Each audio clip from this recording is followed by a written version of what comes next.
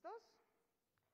Muy buenas tardes a todos, muchas gracias por acompañarnos, a todo Bogotá, a los amigos de los medios de comunicación, mil gracias por su compañía.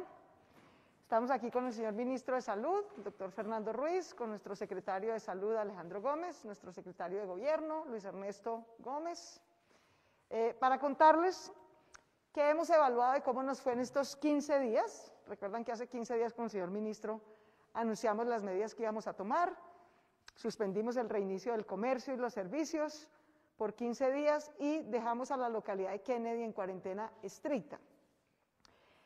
Queremos, en primer lugar, agradecerle a la ciudadanía de Kennedy, decirles que estos 15 días de cuarentena estricta los cumplieron en su inmensa mayoría con mucho juicio, agradecerles su sacrificio de cuidado estos 15 días adicional y decirles que ese sacrificio valió la pena. Todas las estadísticas que tenemos indican que el nivel de contagio que tenía Kennedy, la velocidad, que es lo que más nos preocupaba, la velocidad de contagio que tenía Kennedy estaba subiendo, llegó casi a 1.7 y teníamos que lograrla bajar. La buena noticia es que esta es la trayectoria desde que hicimos zonas de cuidado especial hasta la cuarentena. La velocidad de contagio en la localidad de Kennedy efectivamente empezó a bajar. Incluso en algunos sectores ya está por debajo de 1, o sea, ya empieza a dejar de transmitir. De manera que queremos darle nuestra gratitud enorme a ese 1.300.000 colombianos y bogotanos que viven en esa localidad y decirles que todo el esfuerzo de cuidado, de sacrificio de ustedes, de haber suspendido las actividades, de haberse quedado en casa, de todos los controles que hemos tomado en Corabastos por dentro también está empezando a bajar en su nivel de velocidad de contagio y en toda la localidad de Kennedy también. De manera que esta es una gran noticia, es tan alto el impacto de Kennedy que ha logrado bajar el nivel en todo Bogotá, o sea, así bajó la velocidad de contagio en Kennedy, ¿sí? Y como es una localidad tan importante, tan grande, en todo Bogotá el nivel de contagio ya empezó a bajar, Viene con un poquito de rezago, pero ya empezó a bajar en toda la ciudad. Así es de grande el impacto, digamos, de Kennedy en Bogotá. Era desafortunadamente la localidad que más disparada venía. Les muestro aquí un comparativo por localidades. Esta es la curva que tiene hoy Bogotá. Como ustedes ven, todavía estamos ascendiendo, no tenemos nada plano todavía, en Bogotá como un todo. Pero lo que más estaba jalando Bogotá crecientemente era la curva de Kennedy, que era esta, ¿sí? Mientras que muchas otras localidades ya están teniendo un comportamiento más hacia la estabilización, Nadie en Bogotá tiene un nivel de velocidad de contagio y un nivel de contagio como el que tiene Kennedy. Por eso tuvimos que intervenir tan drásticamente. Las localidades que siguen, que ahora estamos observando, que tienen una tendencia creciente, son Bosa, que es esta, al lado, vecina de Kennedy, tiene un impacto negativo por esa vecindad también. Suba, tiene un impacto creciente. Engativá, tiene un impacto creciente, y Ciudad Bolívar. Como ustedes ven, en todo caso, ninguna localidad tiene una velocidad de contagio y una totalidad de contagio tan grande como la de Kennedy, pero son las localidades que tenemos ahora que verificar. Entonces, digamos que en términos de testeo, de identificación de positivos, de aislamiento, de tratamiento y de velocidad del contagio, vamos muy bien. Todos esos indicadores mejoraron en Kennedy. Solo en Kennedy hicimos más de 12.000 pruebas estas 2 semanas. Es decir, ahora podemos identificar a la gente que en efecto está contagiada y dejarla solo a ella, aislada en su casa. Los demás van a poder reiniciar actividades desde el martes.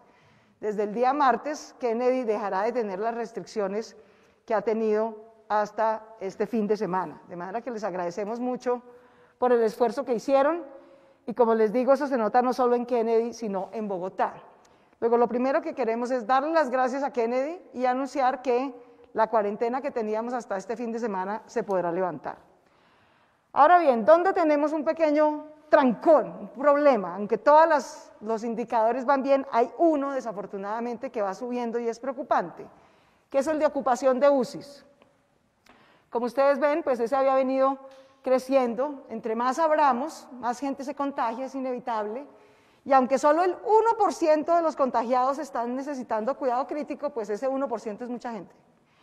Entonces, como ustedes ven aquí, hasta finales de mayo, digamos, hasta finales de abril, que estuvimos en cuarentena estricta, muy poquita variación de UCIs tuvimos. En la medida en que empezamos a abrir, a inicios de mayo, a que trabajara más gente, etcétera, se nos empezó a agravar más la gente, más o menos hasta la semana pasada estuvimos entre el 30 y el 50% de ocupación de UCIs, pero ya esta semana superamos el 50% de ocupación de UCIs. De hecho, hoy vamos en el 54% aproximadamente. Eso, pues, es un desafío, digamos, no es que sea dramático. Tenemos es un pequeño desencuentro aquí, y es que estamos creciendo en el nivel de ocupación de UCIs y todavía no han llegado los ventiladores que nos permiten ampliar esa capacidad. Van a ir llegando periódicamente. Entonces, de aquí en adelante, más o menos cada 15 días, Bogotá necesita por lo menos 120 UCIs adicionales. Entonces, lo que vamos a tratar es de que nos cuadre ese incremento cada 15 días con los recibos de los ventiladores de los proveedores que tiene el Ministerio de Salud, que estamos trabajando muy coordinadamente. Sin embargo, como es un gran riesgo, no sabemos, digamos, tenemos todo, hemos hablado con los proveedores, el señor ministro, todo, estamos confiados en que cada 15 días vamos a poder tener una entrega más o menos de ese nivel, de 120 ventiladores adicionales. Pero no podemos correr el riesgo. Como no podemos correr el riesgo, vamos a declarar alerta naranja en todo el sistema hospitalario y de UCI de Bogotá. ¿Eso qué quiere decir? Quiere decir que el martes en adelante, la Secretaría de Salud de Bogotá asume la rectoría de todas las UCIs públicas y privadas para asignarlas al paciente que las necesite, indistintamente de a qué EPS o IPS pertenezca. Porque no podemos tener pacientes que la necesitan, pero que no están afiliados a una EPS que la dispone, y otras vacías porque los afiliados de esa EPS no la están necesitando. Necesitamos redistribuirlas en la medida en que las necesitemos. Entonces hemos acordado con el señor ministro de Salud que va a expedir una reglamentación, el señor ministro nos la podría explicar aquí, que nos permite, ya el decreto 538 nos permitía asumir la rectoría, pero necesitamos tener reglas claras para las EPS. ¿Cómo vamos a hacer la referencia, la contrarreferencia, cuál va a ser el precio y cómo va a ser el pago? Señor ministro, si nos ayuda en esa explicación. Sí, señora alcaldesa. Ahí está prendido. A ver, básicamente lo que refiere esto es a lo siguiente. Yo quiero primero contextualizar el tema de las unidades de cuidado intensivo. Es evidente que la ciudad ha venido creciendo en demanda y en consumo de unidades de cuidado intensivo y hoy estamos por encima de un nivel de los 340 unidades de cuidado intensivo ocupadas con pacientes COVID. Ese nivel ha venido incrementando y está obviamente muy relacionado con la tasa o la velocidad de crecimiento del contagio que se dio en la ciudad a costa de la localidad de Kennedy, seguramente en su mayoría, pero obviamente una afectación, como la señora alcaldesa mostró, general y generalizada. Eso nos permite decir que el consumo de UCIs incrementó y que esto va a tener seguramente un rezago en la medida que, aun cuando baje la tasa, la velocidad de contagio, la cantidad de UCIs ocupadas va a seguir manteniéndose por lo menos al nivel que está en este momento. Eso requiere que vamos a estar por encima del 50%, y en esas condiciones es una decisión de la alcaldesa como de cualquier gobernante o alcalde, de acuerdo con el decreto legislativo 538, que se pueda asumir la coordinación de las unidades de cuidado intensivo con el fin de regularizar el uso de las unidades en toda la ciudad o en todo ámbito territorial. Esa es una potestad que se define en el decreto 538. Para poder hacer eso, indudablemente se requiere la capacidad que desde el Centro Regulador de Urgencias se pueda ordenar y coordinar a qué UCI va cada paciente. Esa medida la pidió el Gobierno Nacional a instancias del Ministerio de Salud, fundamentalmente buscando la equidad en el acceso a las unidades de cuidado intensivo, es decir, que cada ciudadano tenga la misma oportunidad y el mismo derecho, bajo el derecho a la salud, de ser derivado a cualquiera de las unidades de cuidado intensivo que estén disponibles en la ciudad, sean públicas o sean privadas, sin ningún distingo de régimen, sin distingo de afiliación, sin distingo de ninguna otra condición, de ninguna otra naturaleza, y todos puedan tener el mismo derecho a acceder a las unidades de cuidado intensivo. En esas condiciones, también se hace necesario definir un decreto o una regulación que permita fijar unos precios de referencia, especialmente para aquellos casos en los que no hay contrato vigente con un hospital desde una EPS. Y para solucionar ese tema se ha definido desde el Ministerio de Salud, para el orden nacional, para todo el país, unos precios de referencia que con base en ellos se podrá establecer el pago desde las EPS hasta las IPS. Y además adicionamos a esto un factor muy importante, alcaldesa, y es que este pago, además de hacerse con un precio, digamos, de referencia, se debe hacer con un anticipo del 50% una vez esté confirmado que mediante un examen que se trata de un paciente de COVID. Es decir, el paciente entra, no debe haber absolutamente ninguna restricción a la entrada, de acuerdo con lo que define el Centro Regulador de Urgencias. El paciente entra a la institución y una vez se hace el examen confirmatorio de COVID, la EPS está obligada, no es potestativo, sino está obligada a entregar un 50% del costo de la canasta del precio a la IPS para que se pueda dar la mejor atención y para que también nuestras IPS, nuestros hospitales tengan la seguridad de que van a tener un flujo adecuado de recursos por la atención del COVID. Exacto. O sea, Alejandro, si nos dices en particular el martes cómo vamos a empezar a operar. Muy bien, alcaldesa mayor, señor ministro. A partir del martes, a primera hora, la regulación de pacientes sospechosos y de pacientes COVID positivos estará entonces en cabeza de la Secretaría Distrital de Salud. A través del Centro Regulador de Urgencias y Emergencias, si un paciente llega a cualquier hospital o clínica y los médicos desde su criterio, porque siempre prima el criterio médico del equipo asistencial, determinan que ese paciente requiere una unidad de cuidados intensivos con soporte ventilatorio, se le informa ya no a la EPS como hasta ahora, sino al CRUE, al Centro de Regulación de Urgencias y Emergencias de la Secretaría Distrital.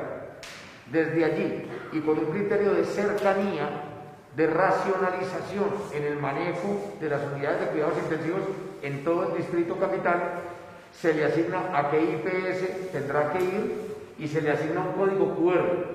Con ese código QR, el paciente llega a esa IPS, se empieza a atender en cuidados intensivos y de acuerdo a lo dicho por el Ministerio de Salud y Protección Social, se generará una factura de cobro por el 50% de lo que se genere alrededor del cálculo de si es un paciente pediátrico, si es un adulto, etcétera, y ese 50% de la factura o del costo de ese paciente se deberá girar por la EPS en el término de la distancia.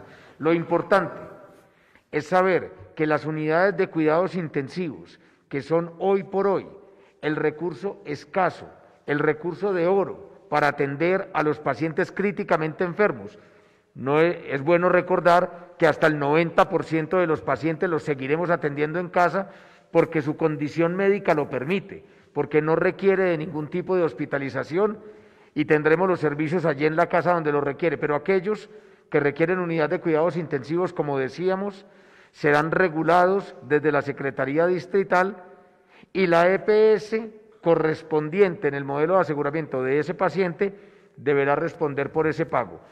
Al buen uso, ministro, de las unidades de cuidados intensivos en la ciudad de Bogotá, nos comprometemos como Secretaría, como Distrito, pero también como red hospitalaria.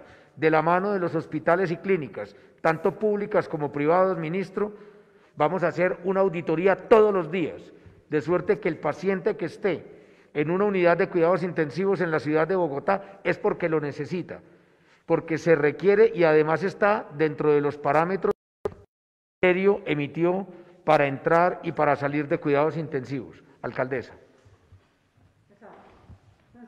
Eso le agradecemos mucho al señor ministro, porque esa regulación era fundamental para poder asumir la rectoría, porque de nada sirve el control si tenemos incertidumbre en el precio, en el procedimiento y en el pago. Lo que nos da la regulación del Ministerio de Salud es certeza, ¿no? En este momento necesitamos todos trabajar, vamos a estar trabajando bajo presión, pero con certeza. Entonces, la primera medida que estamos de nuevo adoptando en conjunto con el Ministerio es que la Secretaría de Salud declara la alerta naranja en todo el sistema hospitalario de UCIs de Bogotá, asume la rectoría del sistema, la referencia, contrarreferencia y pago conforme a las determinaciones que ha tomado el Ministerio.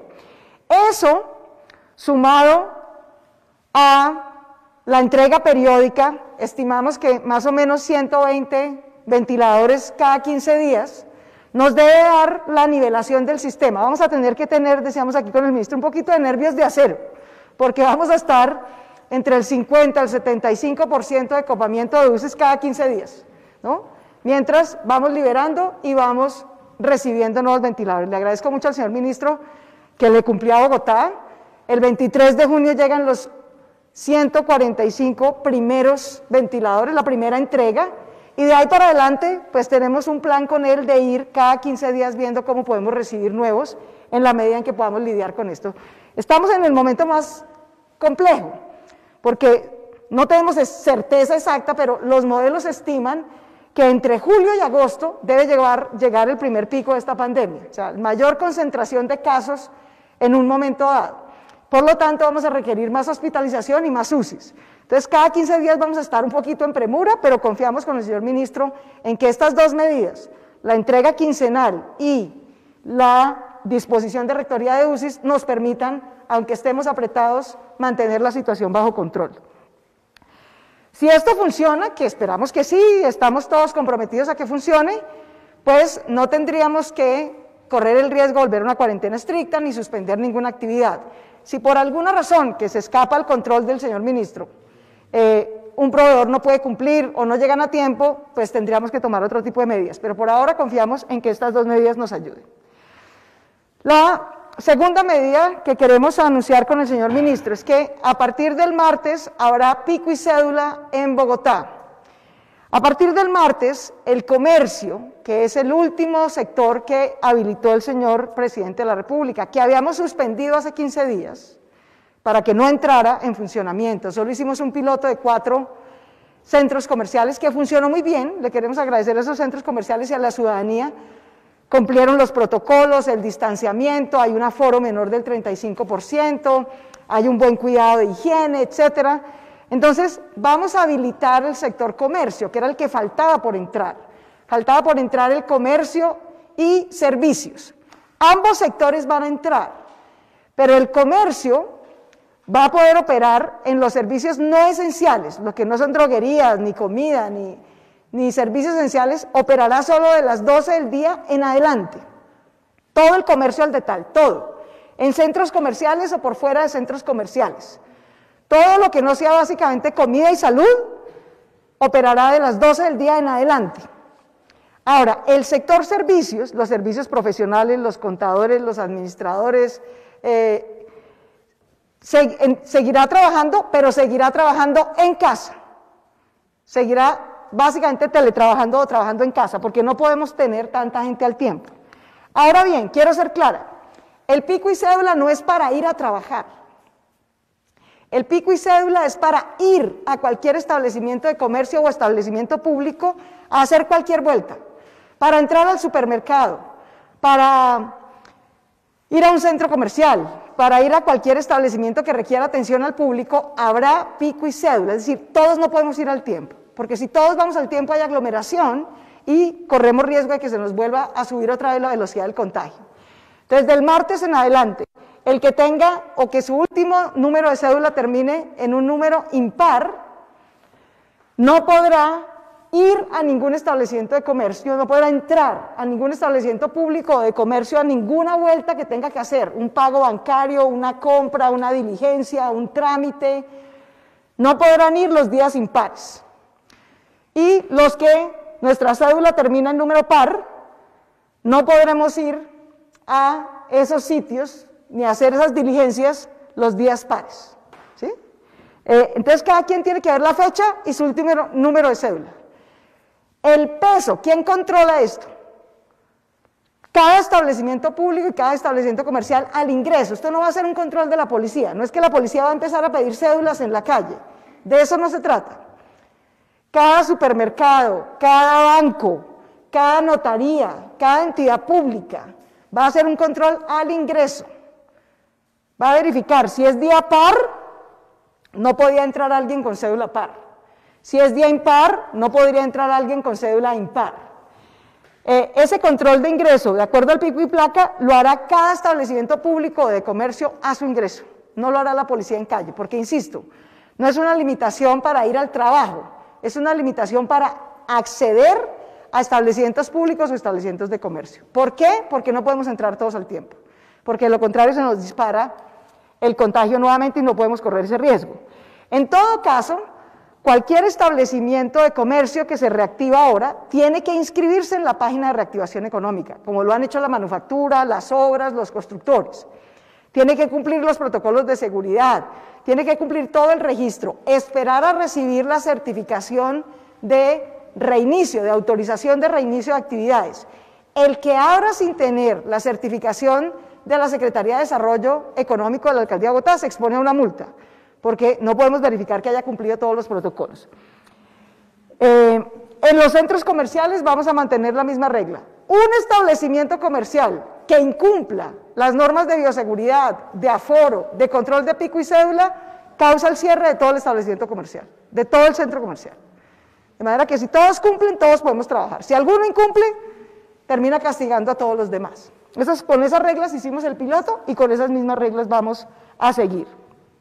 Insisto, los servicios y establecimientos de comercio que podrán reiniciar desde el martes, solo pueden reiniciar si se han inscrito en la página de reactivación económica, han registrado sus protocolos de bioseguridad y han recibido la certificación de reinicio.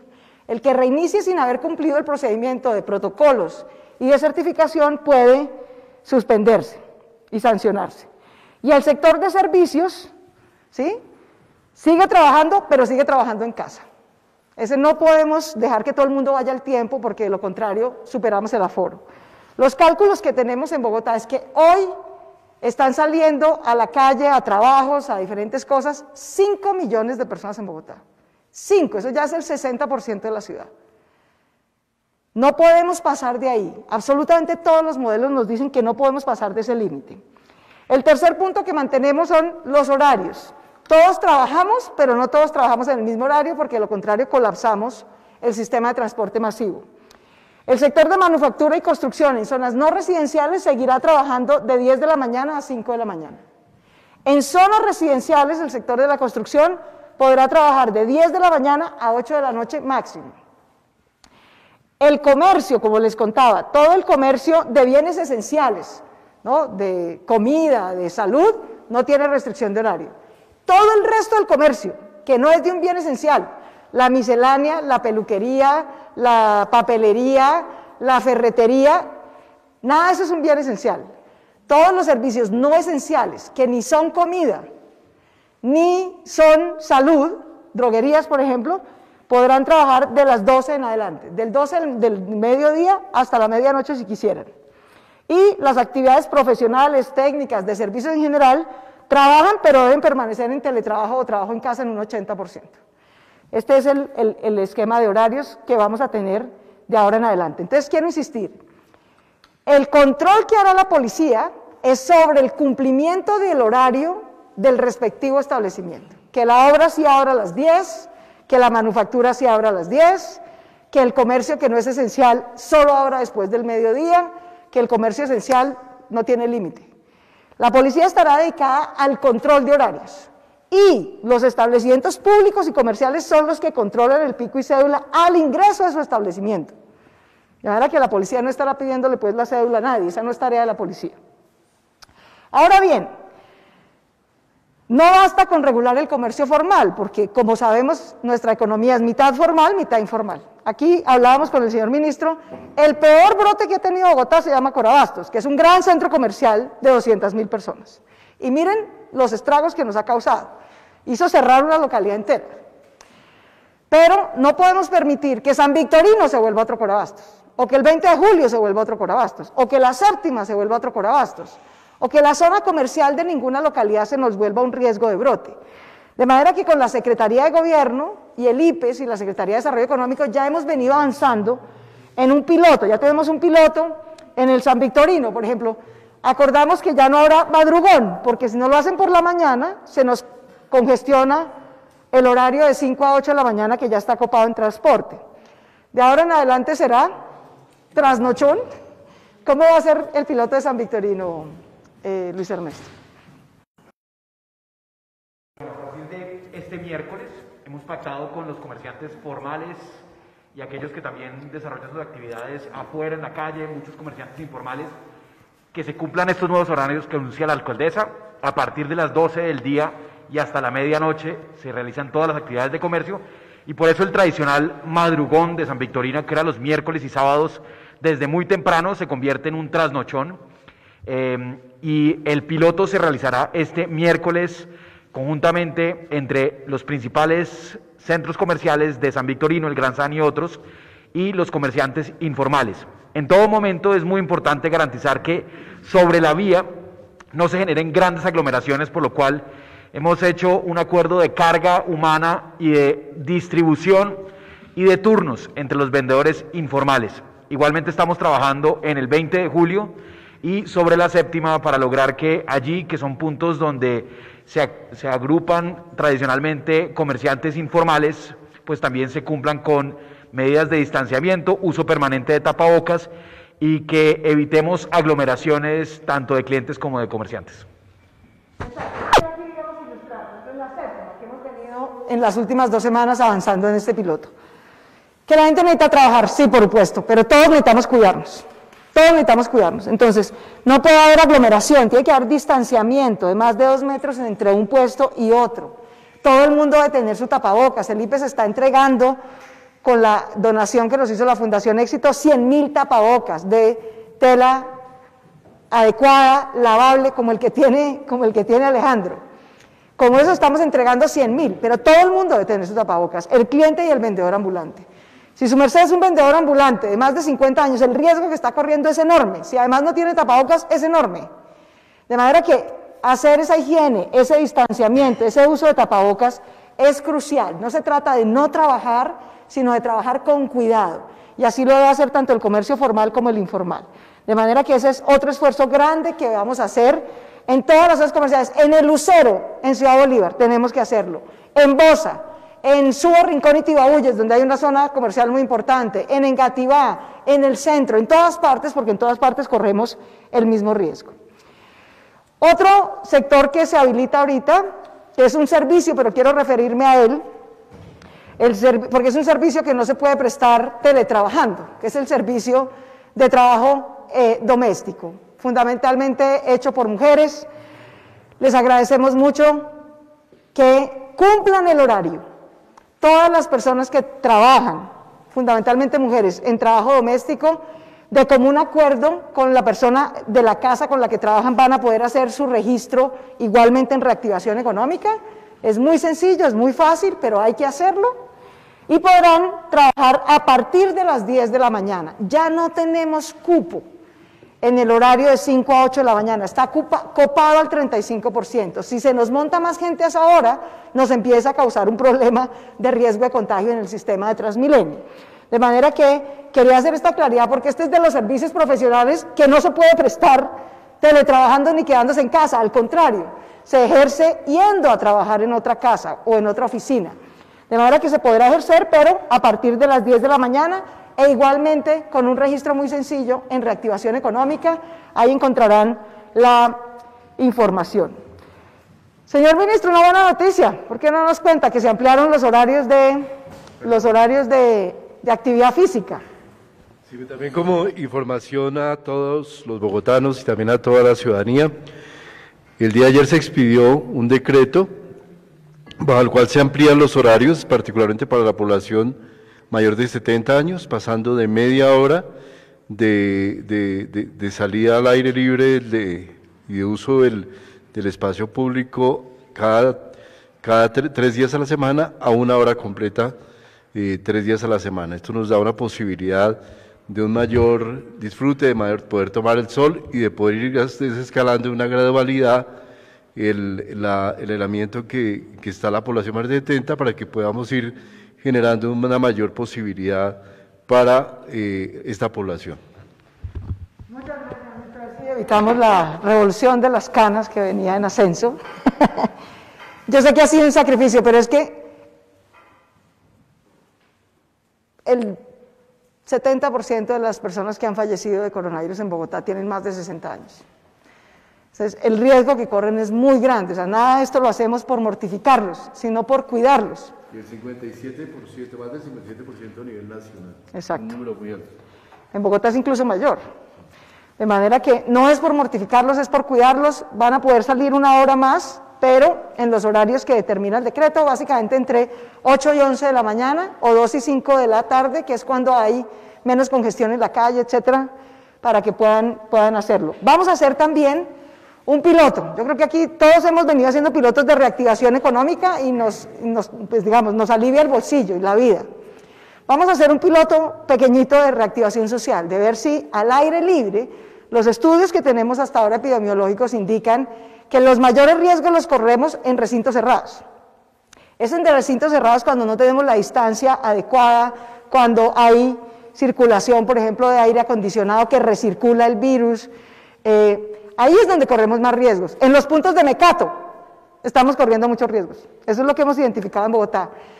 La gente llega a la cafetería, ¿no? O a comprar la empanadita o el tinto. ¿Qué hace? Esto que ya acabo de hacer, ¿no?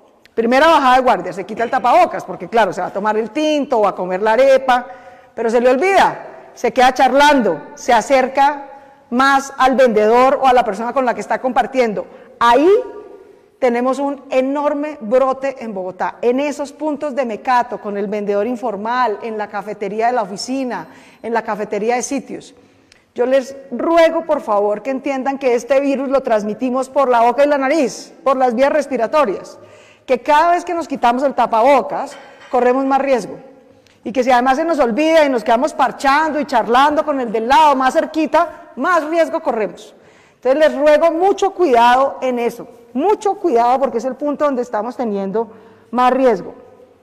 Si estamos al aire libre, en la ciclovía, por el hecho mismo de ir rodando, no tenemos mucho riesgo, pero no podemos hacer aglomeraciones, etcétera. Vamos a ver cómo lo organizamos bien, pero queremos hacer un piloto en ciclovía y en parques seguramente el próximo fin de semana. A la par de esto, junto con Cundinamarca y las alcaldías del área metropolitana, estamos haciendo un plan de testeo masivo. Para que ustedes tengan una idea, Bogotá hizo en los primeros 3 meses de pandemia 100.000 pruebas, hoy ya va en 130.000. En este mes, del 8 de junio al 8 de julio, vamos a hacer 100.000 pruebas adicionales entre Cundinamarca y Bogotá. Le agradecemos mucho a los 8 laboratorios, la mayoría de ellos universitarios que están trabajando con nosotros, para poder procesar 4.000 pruebas diarias. Ya empezamos a usar esa capacidad, señor ministro, por ejemplo, en Kennedy. En Kennedy, en 2 semanas hicimos 12.000 pruebas, solo en Kennedy, para poder controlar, digamos, también allí la pandemia. Eso es parte de la otra actividad que vamos a hacer. Y por último, una medida de cuidado necesaria en este momento, y es que hay 5 UPZs, así como cada semana vamos monitoreando, así como Kennedy venía a una velocidad de contagio alta, hay 5 UPZs, no una localidad completa, pero UPZs que vienen con esa tendencia de incremento de velocidad. Y vamos a declarar en ellas, en esas 5 UPZs, cuarentena estricta por los próximos 14 días. Esas UPZs, que es además una de las UPZs más densas de la ciudad, o sea, aquí hay un lío de densidad y aglomeración que está correlacionado con esta pandemia. Suba Tibabuyes y suba Rincón son las dos UPZs más densas de la localidad de Suba y tienen en este momento una velocidad de contagio que tenemos que contener, no queremos que se nos vuelva un Kennedy, entonces tenemos que hacerlo ahorita, que todavía podemos prevenir. La otra es Bosa Occidental, ¿no? Que es justo la que sigue, por la avenida del Tintal, uno sigue derecho de Kennedy y llega a Bosa Occidental. Tenemos 7 cuadrantes de alto contagio en Bosa Occidental. La única posibilidad que tenemos por los próximos 14 días es declarar esa cuarentena en Bosa Occidental. En la UPZ de Jerusalén, en la localidad de Ciudad Bolívar, también tenemos un ritmo de velocidad del contagio que nos preocupa y por lo tanto vamos a hacer cuarentena estricta por 14 días. Y la última es Engativá Centro, justo al lado del aeropuerto, la UPZ que es donde queda Engativá Pueblo y otros barrios, tenemos que declararlos en cuarentena estricta por 14 días. Esta norma va a empezar a operar desde el martes hasta el lunes 29 de junio. Ahí cumplimos 14 días. Son 14 días de cuarentena estricta. Van a regir las mismas normas que rigieron en Kennedy. Yo quiero mostrar que no es capricho, digamos. Esta tendencia muy creciente y empinada de Bosa, esta tendencia de Suba, esta tendencia de Engativá y esta tendencia de Ciudad Bolívar está concentrada en esas UPZs, no es toda la localidad. Entonces vamos a ir a hacer el mismo trabajo igualito que hicimos en Kennedy. Vamos a tener un cerramiento por 14 días. En esas UPZs vamos a suspender todas las autorizaciones de reinicio de trabajo de cualquier manufactura, obra de construcción privada, comercio que teníamos allá, no puede trabajar en estos 14 días. Nadie puede ni ir a trabajar, ni salir a trabajar de esas UPZs, excepto que sea en las actividades esenciales que están exentas. Toda actividad no esencial, de comercio, de manufactura, de construcción privada, no trabajará por estos 14 días. Ni en esa UPZ, ni gente de esa UPZ saldrá a cualquier actividad que no sea la esencial, igual que hicimos en Kennedy.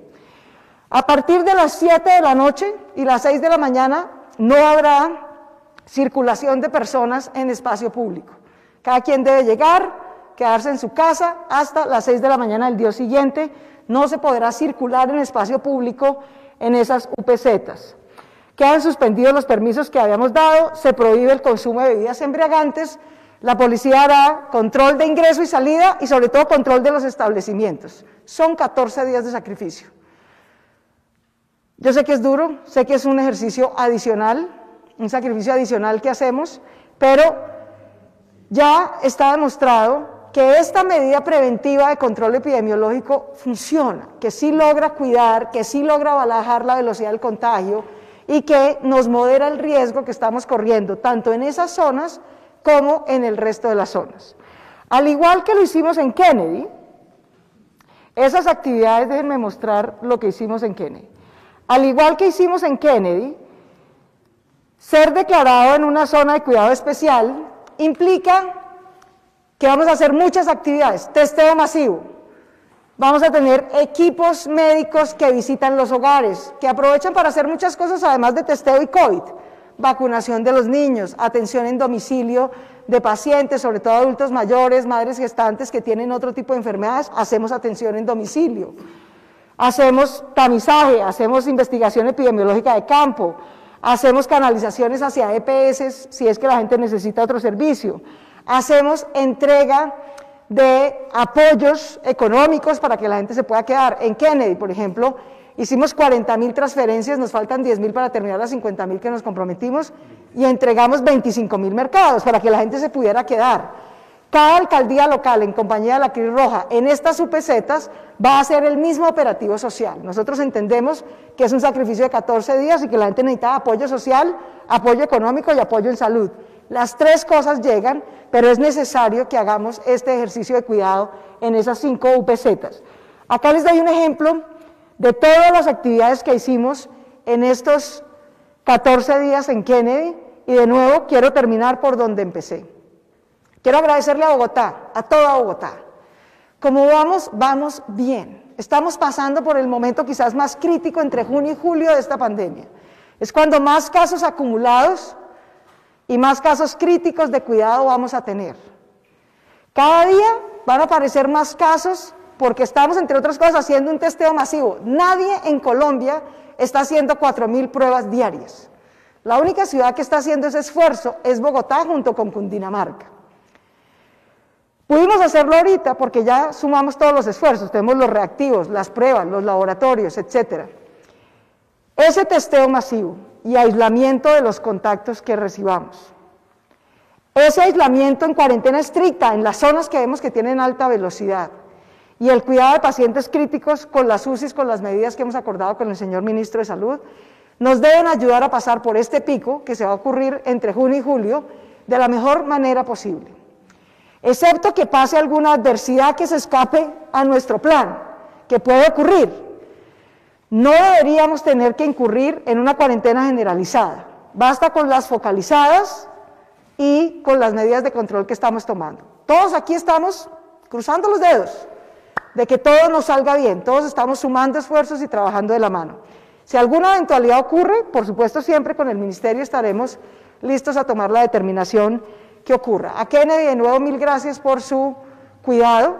Tal vez una cosa adicional quisiera decir. No recibir la visita domiciliaria del equipo de salud, no dejarse aplicar la prueba cuando se ha determinado que usted la necesita porque estuvo en contacto con algún positivo. Nos está ocurriendo que 200 o 300 visitas domiciliarias de las miles que hacemos en el día, no nos las reciben. La persona dice, no, yo no quiero ni que me atiendan ni que me practiquen la prueba. Eso es poner en riesgo a sus vecinos, a su familia, a su comunidad. Si estamos yendo a practicarle la prueba, es porque hemos identificado que usted está en alto riesgo, no es capricho. No dejarse aplicar la prueba y no dejarse cuidar y propagar el virus está expresamente prohibido cuando hay una pandemia. Está expresamente sancionado cuando hay una pandemia. Yo le ruego encarecidamente a la gente que reciba la visita domiciliaria. El esfuerzo que estamos haciendo para identificar que usted está en riesgo, para tener la prueba, mandarle el médico, tener el laboratorio, es enorme. Nadie se puede negar a el cuidado ni al testeo, porque de lo contrario quedamos con un nivel de incertidumbre en el que no podemos cuidar a los demás. De manera que le ruego a las personas, es por su cuidado, es por el de su familia. Todo este esfuerzo es justamente para que nos podamos cuidar entre todos, de manera que les ruego que reciban la visita domiciliaria y el testeo cuando así lo indique. Gracias, señora alcaldesa. Yo quiero decirle que desde el Gobierno Nacional estamos acompañando a Bogotá como lo hacemos con todos los territorios, con todas las gobernaciones y alcaldías en relación con las acciones y la definición de la gradualidad que se tome en la medida que esta es una potestad del respectivo alcalde. Y de alguna manera, dado los indicadores que tenemos de Bogotá, que coincidimos con usted, están mejorando sustancialmente, y la tasa de la velocidad de transmisión, la velocidad de duplicación de casos, todos nos muestran una tendencia bastante positiva, pues también estamos completamente de acuerdo con la posibilidad, como se ha planteado, de abrir al sector comercial, también para dar un poco esa posibilidad a la ciudadanía de utilizar estos espacios, de tener un conjunto de actividades como comercio y servicios que indudablemente son importantes para darle, refrescar a la ciudad la porción de generar actividades, siempre y cuando se mantengan obviamente todas las condiciones que son necesarias para mantener controlado el uso de los medios de transporte masivo y todas otras actividades que nos pueden desencadenar procesos negativos y que nos puedan llevar a volver a generar situaciones de contagio. Obviamente, esas son eventualidades que no son del todo controlables, pero evidentemente el proceso de apertura bajo las condiciones planteadas debe darse de la manera más adecuada. Muchas gracias, ministro, por su compañía siempre y por su consejo y por su trabajo coordinado con nosotros. Muchas gracias. Si hay preguntas de los amigos de los medios de comunicación, con el mayor gusto. Queremos preguntas, nos pregunta Ricardo Ospina de Blue Radio. Finalmente, ¿cuándo llegarán los ventiladores adicionales anunciados por el Gobierno Nacional para habilitar las nuevas camas UCI? Vamos a ir teniendo una entrega periódica. Aquí el señor ministro nos puede confirmar.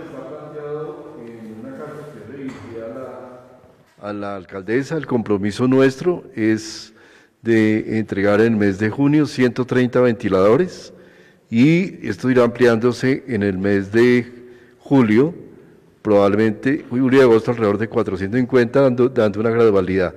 Nosotros tenemos previsto que en el mes entre julio y agosto nos lleguen aproximadamente 1.900 ventiladores de 2.767 que estamos adquiridos, pero obviamente también dependemos de que se cumplan los compromisos parte de las empresas con las cuales adquirimos.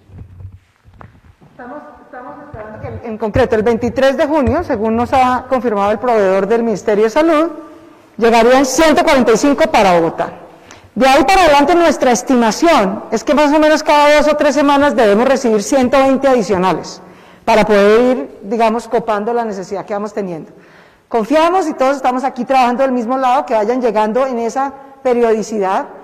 Como van a ir llegando poco a poco, vamos a estar viendo en Salud Data que vamos a estar entre el 50 a 75% todos los días. No podemos bajar. ¿Dónde está mi porcentaje? Carajo, se me olvidó. Seguramente vamos a estar entre el 50 y el 75 todo el tiempo en Salud Data. ¿Por qué? Porque no podemos tener los 1000 al tiempo. Ahora, si nos llegan cada 2 o 3 semanas, 120 aproximadamente, vamos a lograr estar al ritmo que tenemos y ese es el esfuerzo, digamos, que pueda hacer el Gobierno Nacional y que le agradecemos. Digamos, sabemos que las circunstancias no son fáciles, que depende sobre todo de la entrega de los proveedores internacionales en una competencia que ha sido muy, muy difícil. Pregunta Cristian Sandoval de Canal 1. ¿Quién o qué entidad va a decidir qué pacientes ocupan la UCI? ¿Cómo garantizar que habrá un adecuado manejo? Lo va a hacer la Secretaría de Salud. ¿De qué entidades? El sistema de aseguramiento en Bogotá garantiza que hasta el 95% de las personas tienen una EPS y el 5% restante es atendida con cargo a la Secretaría Distrital de Salud. O sea, el 100% de las personas que requieren unidad de cuidados intensivos van a estar siendo atendidas y reguladas desde el Centro Regulador de Urgencias y Emergencias. Ahora, ¿en dónde se van a atender? En la totalidad de la red de UCIs que tiene Bogotá. A el día de hoy, la red está aproximadamente en el 53-54% de ocupación. Con esta toma del manejo, de la coordinación, de lo que es la regulación, vamos a llevar más pacientes, ministro, hacia las UCI del norte de la ciudad que están más vacías, para tener más capacidad en las UCI del sur de la ciudad que están más congestionadas. Se trata no de negarle el servicio a nadie, por el contrario, se trata de garantizarle el servicio de unidad de cuidados intensivos a todo paciente que en Bogotá lo requiera. Pregunta Juan Manuel Reyes de Publimetro. ¿Habrá restricciones especiales para el Día del Padre? Se ha dicho que buena parte de los contagios del pico actual se produjeron alrededor del Día de la Madre. Bogotá. Nosotros no tenemos ninguna evidencia de que el Día de la Madre haya producido un brote en Bogotá. La mayoría de la gente le dijimos el Día de la Madre y le volvemos a hacer la misma recomendación el Día del Padre. Usted quiere a su mamá, yo les he dicho todo el tiempo, nada me ha dolido a mí más en esta pandemia que no poder ver a mi mamá, que tiene 70 años, está en aislamiento estricto porque así lo ordena el Ministerio de Salud y la alcaldía. El mejor regalo que le he hecho es no ir a verla. Yo sí salgo a trabajar, yo estoy en la calle, la probabilidad de que regresando a casa le haga correr algún riesgo a ella es enorme. El mejor regalo del Día de la Madre era llamarla, consentirla, mandarle algo a domicilio, pero si usted no vive con ella, no vaya a verla. La misma recomendación hacemos para el Día del Padre. Nuestros papás deben tener más de 50 años, o sea, son la población de más alto riesgo. Si tiene más de 60 años, ni se diga. Si usted no vive con su papá, el mejor regalo que le puede hacer el Día del Padre es llámelo, consiéntalo, pero no vaya a verlo. Porque el riesgo que le genera es alto y es innecesario. Aquí en Bogotá todo lo hemos hecho con cultura ciudadana, con recomendación, con pedagogía. y lo volveremos a hacer así como lo hicimos para el Día de la Madre, para el Día del Padre. Pregunta Karen Borges de la W. Si pueden explicar nuevamente de qué manera se da el pago en el tema de las UCIs. Por ejemplo, si a un paciente se le brinda atención en una UCI de otra EPS, ¿su EPS afiliadora de todas maneras asume ese pago o cómo va a funcionar el tema de los pagos? Señor ministro. A ver, siempre va a pagar la EPS que tiene afiliada a la persona. Es decir, la EPS que tiene la afiliación de la persona es la que debe efectuar el respectivo pago. Lo que estamos planteando simplemente es que vamos a tener a nivel nacional unos precios de referencia bajo los cuales se define cuál es el costo de la atención.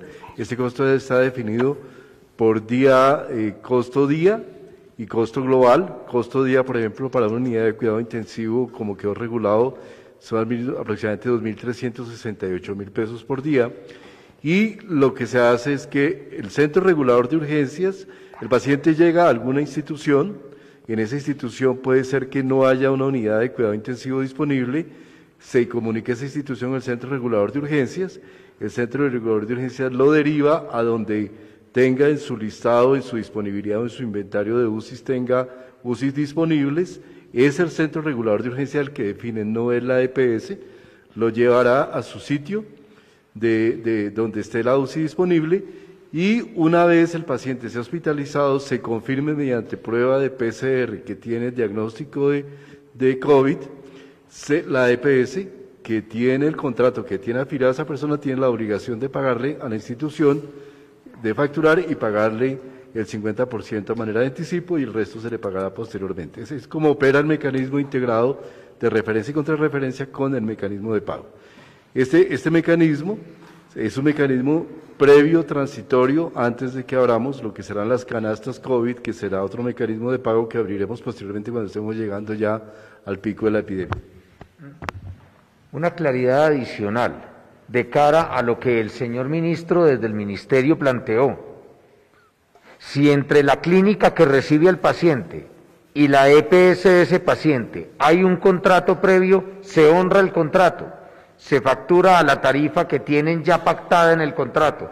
Es en ausencia del contrato en que se tiene que aplicar la tarifa de referencia que acaba de plantear el señor ministro. Pregunta Kelly Rodríguez del Espectador. ¿Cómo va a funcionar el transporte intermunicipal? ¿Seguirán cerradas las terminales? Sí, ahí no hay ninguna modificación.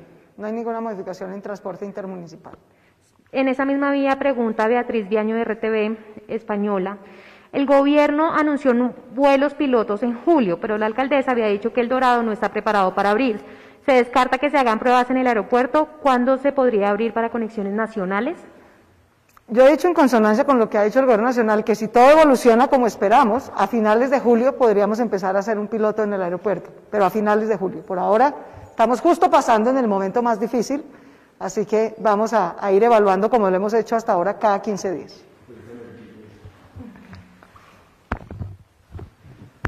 Sí, lo que se estableció en el decreto que se planteó el día de ayer es que vamos a tener entre municipios de bajo riesgo COVID, o sea, aquellos que están por debajo del promedio nacional, la posibilidad de que se hagan procesos de vuelos a pedido y a solicitud de los respectivos alcaldes en municipios de bajo riesgo.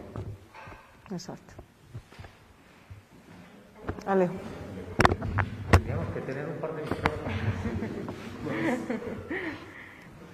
La siguiente pregunta la hace José Antonio Jiménez de Enlace Bogotá, emisora punto 5. El ministro acaba de anunciar la salida de personas mayores a realizar actividad física con más tiempo. Para los deportistas que salen en bicicleta a diferentes puntos como el Alto de Patios, ¿cuándo reabrirán este paso? No, el paso se ha permitido, porque además hay mucha gente que vive, o sea, no usa la bicicleta por deporte, pues, sino porque sube y baja en bicicleta. Entonces el paso se ha permitido todo el tiempo. Es un medio de transporte y se ha permitido todo el tiempo como medio de transporte mientras no haya aglomeración. Lo que vamos a ver es si podemos hacer un piloto de la ciclovía de Bogotá. Queremos hacer un piloto de parques metropolitanos y de la ciclovía, porque yo sé que todos, digamos, tenemos necesidad, podemos hacerlo, sabemos que al aire libre correríamos un poco menos de riesgo que en espacios cerrados, pero vamos a organizarlo bien para quizás el próximo fin de semana. La próxima pregunta la hace Nicolás Rojas de Noticias Caracol. ¿Cómo va a ser el plan piloto para ciclovías? ¿Se van a abrir los parques públicos también? Sí. Parques metropolitanos y ciclovía, vamos a hacer un piloto la próxima semana. En Sneider Negrete, Confidencial Colombia. Con el nuevo horario de comercio también se amplía el horario de operación de Transmilenio y el SITP en toda la ciudad. Transmilenio sigue operando desde las 12 de la noche, está empezando rutas a las 3 de la mañana del SITP, o sea que estamos operando casi a 20 horas diarias y vamos a mantener ese mismo nivel de operación y vamos a mantener el nivel de ocupación del 35%. Pregunta Rafael Niño de City TV, ¿cómo será la logística del día sin IVA para evitar aglomeraciones? ¿Las personas con cédula impar no podrían ir? Sí, las normas que estamos dando aplican todos los días, incluido el día sin IVA. Carlos Hernández del Sistema Informativo Auténtica, ¿hay alguna posibilidad de organizar un plan piloto para la reapertura de parques de recreación bajo los respectivos protocolos? Ya dije que sí, parques metropolitanos amplios y ciclovía, vamos a hacer unos protocolos y un plan piloto. María Alejandra Castillo del Nuevo Siglo, ¿el piloto de reactivación social se socializará la semana entrante? ¿Contemplaría establecimientos al aire libre? Contempla ciclovía y parques metropolitanos solamente y efectivamente la semana entrante damos a conocer los protocolos del piloto. Roosevelt Ballén de la revista Magazine Internacional Trends and People, ¿cuándo se abrirán los templos e iglesias? Por ahora no se abrirán. Arnold Ataque de Portal Directo Online, ¿cuándo se reabrirán los demás centros comerciales o cómo va a ser la operación? A partir del martes, ya hicimos el piloto, le quiero agradecer mucho a los 4 centros comerciales que hicieron el piloto con nosotros, Santa Fe, Unicentro, Gran Estación, Ayuelos, nos permitió probar qué funcionaba, qué no, qué había que corregir, en general funcionó bastante bien. Yo le quiero decir a la gente que a los centros comerciales no se puede ir a parchar, a socializar. De hecho, las zonas, por ejemplo, de comidas, no están habilitadas. Las zonas para socializar, para juegos, no están habilitadas. Está habilitado el comercio que hay dentro del centro comercial. Porque lo que necesitamos es que la gente vaya por lo que necesite y regrese a su casa. Que no haya ni aglomeración ni concentración de gente. Así funcionó el piloto, funcionó bien y con esas mismas reglas van a operar todos los centros comerciales que se inscriban, que cumplan los protocolos y reciban la autorización de reinicio en la plataforma de reactivación económica de la alcaldía. Pregunta Yanelda Jaimes de RCN Radio, ¿habrá sanciones para las personas que no se dejen hacer las pruebas? Hay sanciones ya vigentes del Ministerio de Salud a cualquiera, digamos, que cause expandir una pandemia por un acto irresponsable.